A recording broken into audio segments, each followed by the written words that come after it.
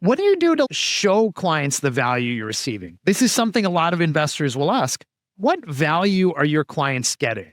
But what value are they getting? How do I know when there's a new executive at that company and the person you sold to is gone? How do I know they won't just rip it out? So what are their goals? And then what you ideally want to do after that sale is bring everyone together. Make sure that client is aligned on what they need to do to get that value from your software. I know it sounds so basic, but a lot of people, what they do is they sell the software. They end up working with the junior people to get it deployed. The executive loses track of it. They quit. Somebody else comes in and says, what the heck is this stuff? And do we get any value? And people are like, I don't know what it does. That's the problem many of us in this room deal with. Please welcome Nick Mehta, CEO at Gainsight. Appreciate you guys. So excited to be here. My name is Nick Mehta. I'm the CEO of Gainsight. Over 12 years, I've met more than 5,000 companies talking about how they manage their customers. I've talked to hundreds and hundreds of investors, and I've learned a lot about where customer success fits in to the journey for a company. Many of you, as you build your business, need to make your customers successful because you need to drive growth. You care about your customers. You want your employees to be happy, but you also want to raise money. Whether you're directly raising money or you're trying to understand the VC world more, one of the things I want to talk about, main thing, is how does the data about your customers and the understanding of your customers fit into the process of investors thinking about investing? So I'm going to share with you in a little fun way the 10 things that investors will grill you about around customer success, customer retention, net retention, all those types of things. Unless you're OpenAI or one of these crazy hot AI startups, you're like most companies, which is you got to find ways to grow, raise money, make your employees happy. And it's not as easy as it used to be, right? SaaS in 2021, SaaStr in 21 was just a party. Everyone was buying stuff, sales cycles, fundraising happened in almost autopilot, and the party's over. But I want to talk about one question that you're going to get a lot from your investors. One thing that's going to come up over and over again, whether you have new investors you're looking for, or you have existing investors and you have board meetings. And that thing is going to be all about your customers. How are they helping you grow? How are you helping them? It turns out to be one of the most important things investors ask about. I'm also going to talk more generally about how this fits with the entrepreneurial journey. Because being an entrepreneur, and some of you have done it multiple times, is a total slog, right? It's all glamorized on TV, and maybe some companies have unfettered success. For most of us, it's just like a climb every day. You're trying to get to that next level every day. You're climbing up a mountain. You're climbing up a rock face with no ropes, right? It's challenging. And I can't claim to have a panacea, but maybe some of these things will help as you go through it. I am not an investor. I'll say that up front. Now, one of the things we're going to do is try to ground this presentation in data. So I've got a lot of data in here, and these data is powered by a free tool we created. It's a benchmarking tool, and we're happy to give you access. And it basically lets you go put in your metrics about your business around customers. So net promoter score, gross retention rate, net retention rate, daily active users, and then compare it to about 700 other companies that are in our data set and filter on companies like you. So that's what the data is going to be based on in this presentation. So what I'd love to share is the top 10 things I think you might get grilled on by investors, by your board, maybe by some of your employees about your business in terms of customers. So let's get started.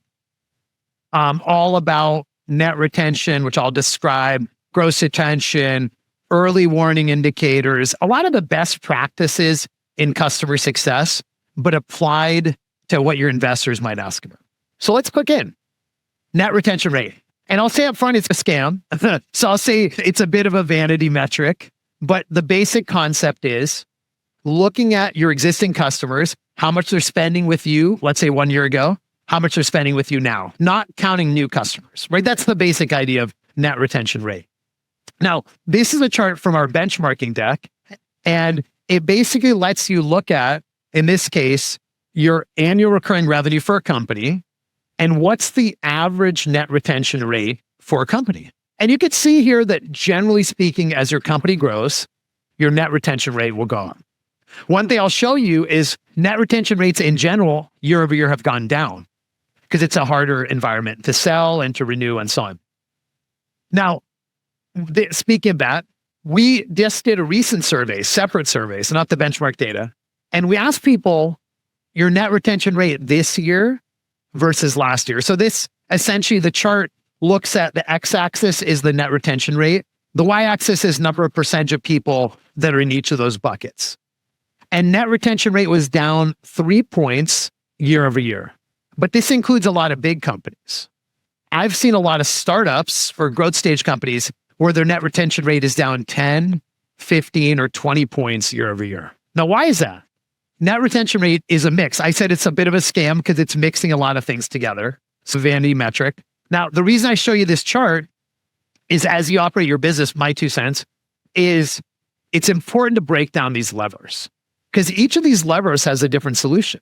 You look at it, if you want to drive more growth in your packages, in your product, probably need more packages to sell, right? It's about pricing and things like that. It's about the value prop of moving up in the packages. It's about the marketing on those.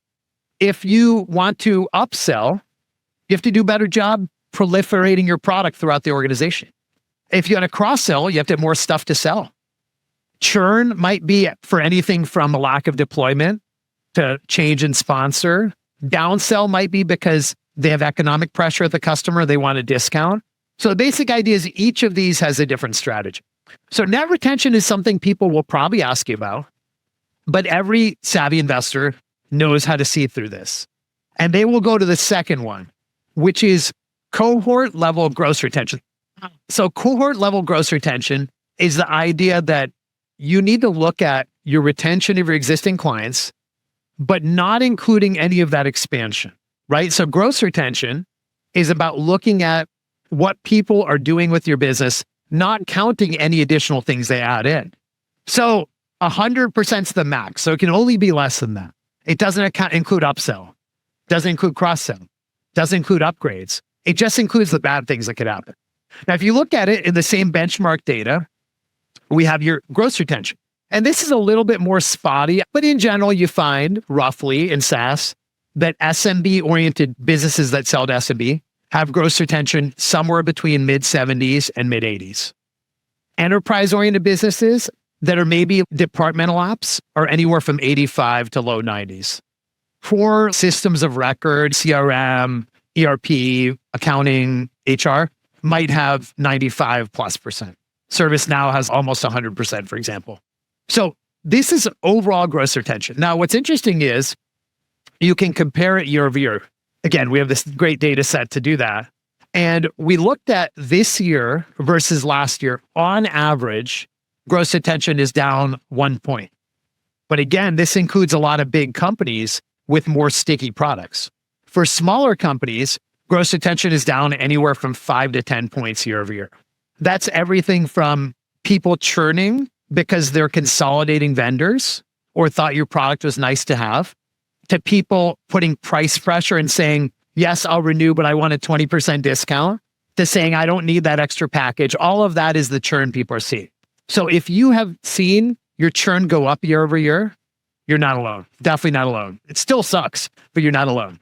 Now, I said cohort level gross retention, right? What does that mean? The traditional calculation of gross retention is pretty simple. It's 1 minus looking at your churn and your downgrades and downsell over your starting point, right? So if you had started with $1 million and you had $50,000 of churn, full churn, $50,000 of downsell, that's $100,000 total. Out of $1 million, you've had 10% churn, 90% gross retention. That's a very simple math. But what investors often want to do is look at cohort level analysis. So cohort level analysis, it's basically looking at for a given, let's say, month or quarter, you bring customers on.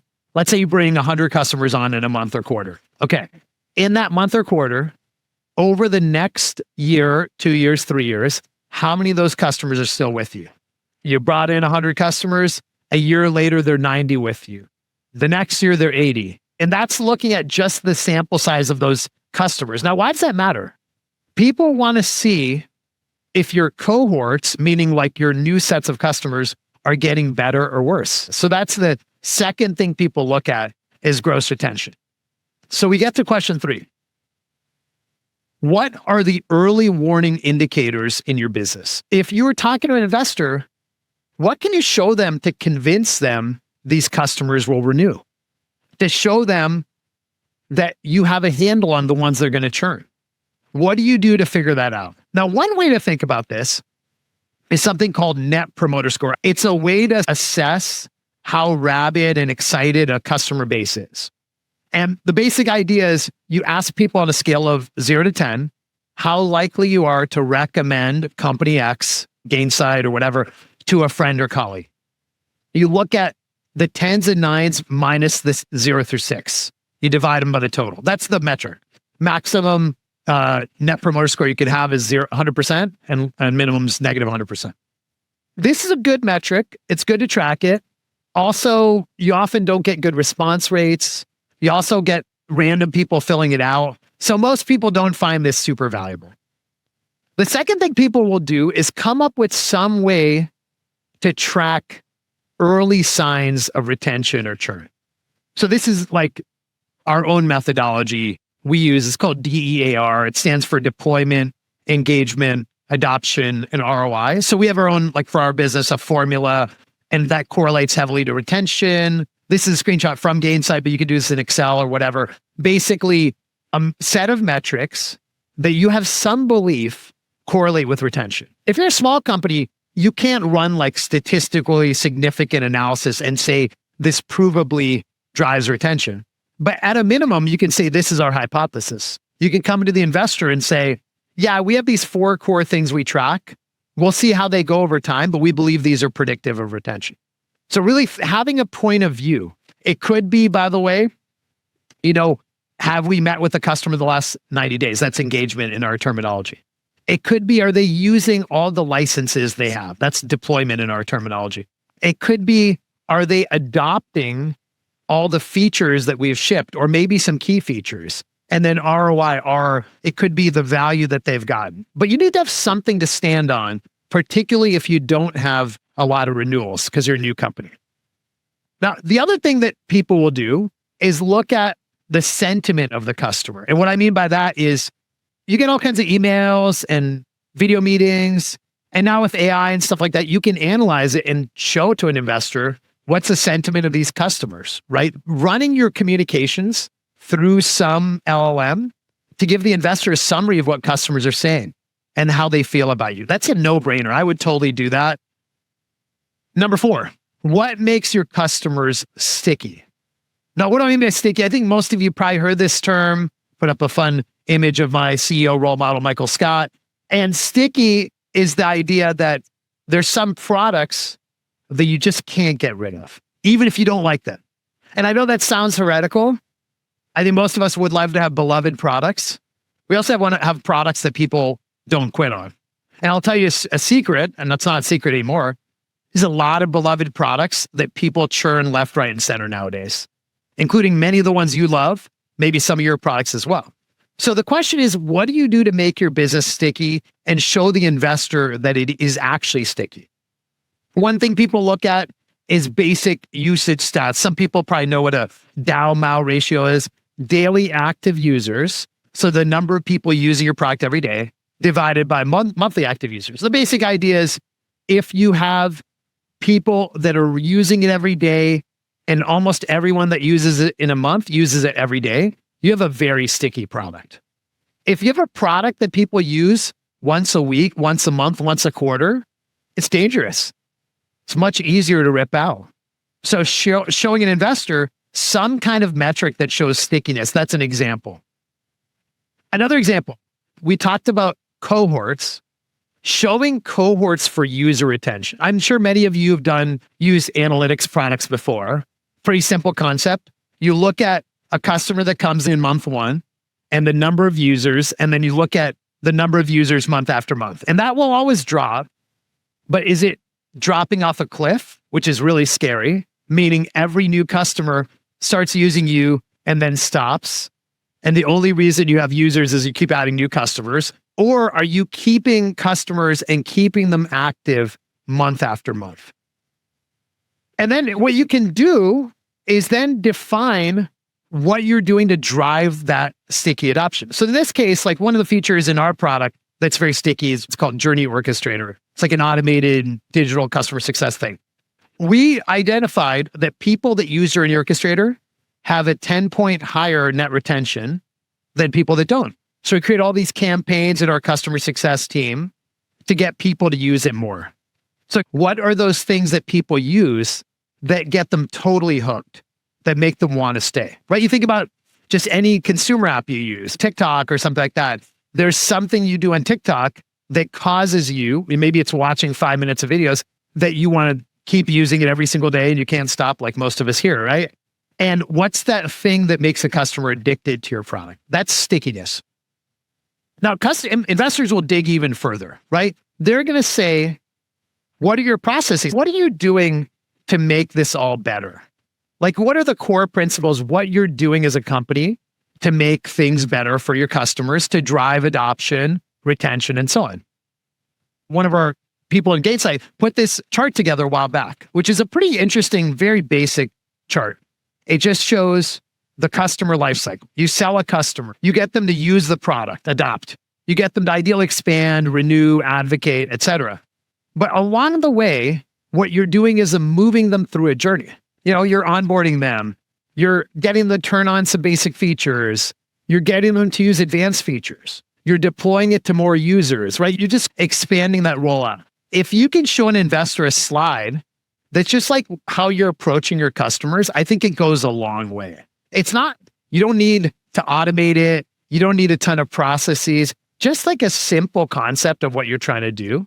And to show you an example of what that looks like, and this is Gainsight, but we have these 6 reasons people buy our products: improve retention, get more efficient, things like that. And then we have metrics that we track for our customers to measure if they're getting value. And then we have processes to make sure these things happen. Number 6, what do you do to show clients the value you're receiving? This is something a lot of investors will ask. What value are your clients getting? Yeah, they're using your product. Maybe they're staying with you. Maybe they're an advocate. But what value are they getting? How do I know when there's a new executive at that company and the person you sold to is gone? How do I know they won't just rip it out? So that's happened everywhere. And so what do you do to show your clients value? And again, this doesn't have to be rocket science. Very simply, simple process. You get a new customer. Understanding, why do they buy? Maybe it's in the sales process. What are they trying to achieve? Maybe you have a marketing technology, you're trying to grow more leads for them. Maybe you have software that uses AI to reduce risk. Maybe you have a way to measure that risk. So what are their goals? And then what you ideally want to do after that sale is bring everyone together. Make sure that client is aligned on what they need to do to get that value from your software. I know it sounds so basic, but a lot of people, what they do is they sell the software. They end up working with the junior people to get it deployed. The executive loses track of it. They quit. Somebody else comes in and says, what the heck is this stuff? And do we get any value? And people are like, I don't know what it does. That's the problem many of us in this room deal with, including Gainsight. And so then ideally what you do is create some kind of a plan. So you've identified their goals and their strategies. What's the plan to make it happen? The people call that a success plan. Ideally, you could go to your investors and say, yeah, we have 20 clients live. 3 of them have achieved 200% ROI from our solution. And this will come back when I talk about real customer evidence. This is going to be really important when you try to prove to investors that you have legitimate customers. So, good segue. So one of the things that's super important to know is, who are your advocates? Who are the people that are going to pound the table and say they can vouch for you? Now, this is a complex area. This isn't just people that like companies that like you, right? That's absolutely not enough. And so when I look at it, it's who are the massive fans? And I heard another investor I know that do a little work with. He said, I need companies we invest in for Series A and seed to have customers that are so passionate and will pound the table and like literally would do anything to get me to invest. Like that's the level of what you want ideally versus the like, oh yeah, we use that product. It's pretty cool. Or yeah, they're really nice people, right? You don't want them to say that as the opening line. You want them to say, this is really valuable. The key thing is remembering they want real advocates, people that are actually getting value. So what's the checklist? Number one, they've got to actually use the product. I'm pretty sure Gainsight's been listed on the customer logo slide for a bunch of startups, and sometimes the investor emails me. I'm like, I don't think we've ever used that product, right? And that's the reality. There's a lot of people that put logos on there that maybe there was a demo or maybe they had a friend there. People that actually use the product. Really having good adoption, right? Not just, oh, we deployed the product, we're just getting started, we're in beta, we're doing a pilot. Ideally, like we're actually using it. Real ROI. Investor call might go something like this. Hey, we heard you use this product X, Y, and Z. What do you think? They're like, okay, great. We love the product. It's awesome. Really nice people. And then what ROI have you achieved? And it's like crickets. What value is that customer going to tell the investor that you've driven? Now, you may need to help that customer articulate that value. You may want to do a prep call with that customer. I would totally do this and say, hey, certain investor is going to reach out to you. I'd love to sit with you and just hear a little bit about your story, maybe help shape like what you're going to share. So no shame in that, but make sure they don't go into that call with no real value they can articulate. They need to be a massive fan. So on top of all that, they just need to be really excited about what you do. So I wouldn't go in with a weak reference. In fact, if you, investor says, who are some of your customers I can talk to? If my opinion, giving them a weak reference is worse than no reference.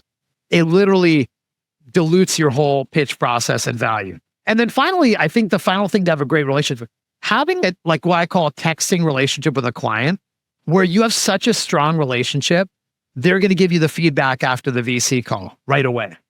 You can check in with them to help them with data points to share in the reference, things like that. So these are for me, a checklist of what you might consider as you think about getting great advocates. Number 8, what's the cost structure for CS? How much are you spending on customer success? We got some great benchmarks. And basically this looks at how much you spend on customer success divided by your ARR. And then the x-axis is the total company ARR. And you can see you get more efficient the bigger you get. There's nothing too complicated, sophisticated about that. And then we can look at all kinds of other metrics. How does your NRR correlate to how much you spend? If you spend more money, do you generate more NRR? Things like that. Number 9, what can you do to get more efficient? So some people, if you have a growth stage company, especially now, nobody wants to just throw good money after bad, don't have infinite capital. And so people will ask you like, how much do you spend versus how much are you managing? So how much does a CSM manage? Dollars per CSM. This is the average in our data set, for example. They'll ask you about how many accounts is a CSM managing? And then they'll ask you like, what else are you doing? We're a big believer that customer success is more than just having a bunch of CSMs. In fact, if I give you one piece of like advice from the beginning, it's don't just hire a bunch of CSMs. Maybe 1 or 2. It's heretical for me to say, by the way, but it's true. Go fix all your processes, your product, make it so you can scale without a crazy number of people. And there's a diagram we put together of all the things you could do, training programs for your product on the right there, in-app messages, build a community for your customers, make things more digital, and then do CS, right? Do it all together, but don't just throw people at the problem. Last one, how do you use AI? Of course, it's going to be asked everywhere, but I think especially as you grow, people are going to say, how are you using AI in your customer journey? It's like a standard checklist question nowadays, right? And so we have a framework. It's called the Human First AI Playbook. It's basically how to use AI in your customer journey. And human first, it's a term we use a lot, is the idea, how do we use AI to help human beings, help the humans in your team, help the humans at your customer? And there's a lot of detail underneath this. Things like how to use AI to eliminate surprises, find early warning, make things more automated for your team, improve your customer experience, and so on. So to the extent you have at least a talk track on how you're going to use AI, it makes your pitch that much better. And then you can go in and show things like, I'm using AI here and there, maybe an example, a prototype. Okay, so I do have one more thing I want to share. I said a closing thought just because I want empathy for entrepreneurs and we're all in the same boat together. So I mentioned up front that it can be a tough journey. And obviously part of this was, what can we do in the world of customers and all that to help in your fundraising? But more generally, I think building these companies is a climb. Whether you're an executive, whether you're a founder, it doesn't really matter. It is a total climb. It's a grind, right? It really is all about this like one step after another. So I thought I'd just close with a fun story, personal story that maybe ties this all up. Okay, so 6 weeks ago, I took my college daughter from here to Kilimanjaro in Africa. And I went through this incredible experience, and also scary, I'll tell you about that, which I think is like a lot of our entrepreneurial experiences. A lot of the things that are challenging and scary, but also rewarding at the same time. And so the TLDR 7-day trip, you go up 7 days up and down the mountain, 20,000 feet elevation. It's crazy. I went in with high hopes that this would be my first of the big summits, and then eventually I'll do Everest. I don't know if I'm going to do Everest after this experience, but it was amazing. And I had a bunch of lessons I took away, 6 lessons. I thought I'd just share them with you at the closing. It's more of a just entrepreneurial journey parallel. So first one is, I got to the top, but I wasn't the first one to the top. We were in a group and I wasn't the first one to the top. In fact, the guide, there's these guides who take you up. He said, we can carry your pack in the last few thousand feet. And he said, no one will ask if they carried your pack.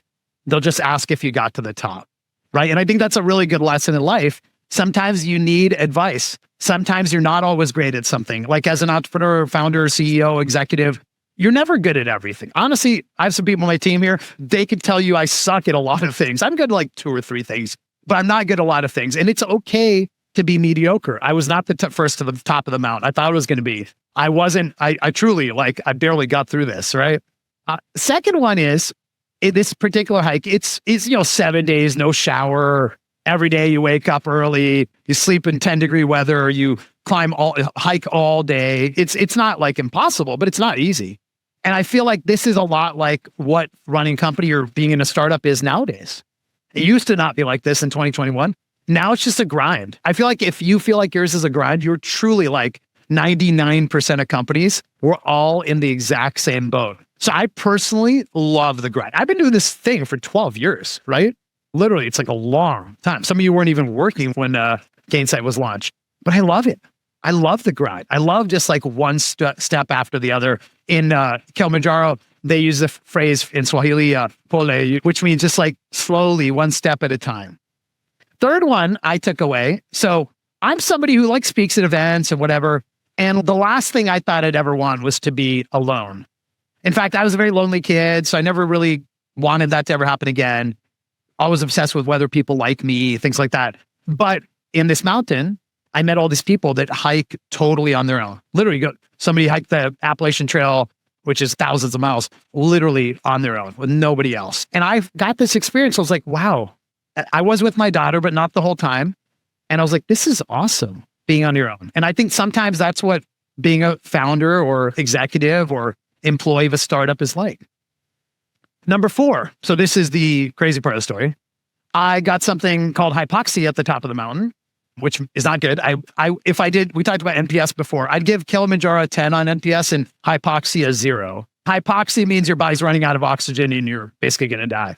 Now, thankfully, these amazing guides noticed that my lips were turning blue. I was delirious. I was falling over. They took me down a few thousand feet from the top. They gave me oxygen, but that oxygen saved my life and also reminded me how important it is for all of us to get that refresh, right? Hopefully not almost dying, but getting that help every now and then is so darn important. Now, fun fact, if you look at Kilimanjaro, you can Google image it.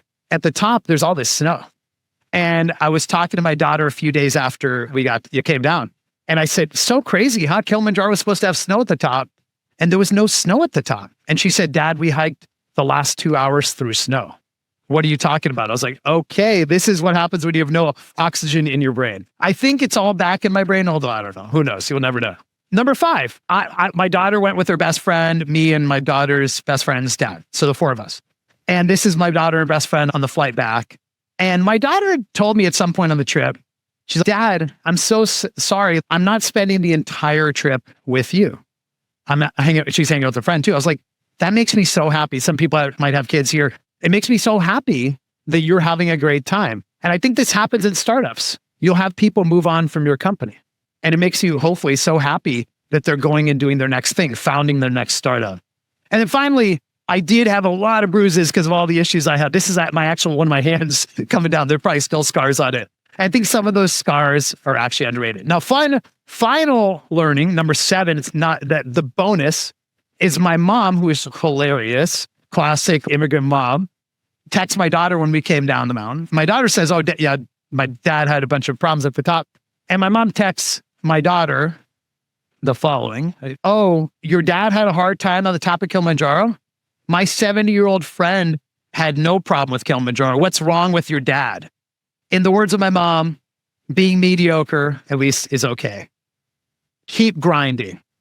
Take some time for yourself and solitude. Refill your oxygen along this long journey. Be proud of what you've done and embrace the scars. Thank you so much.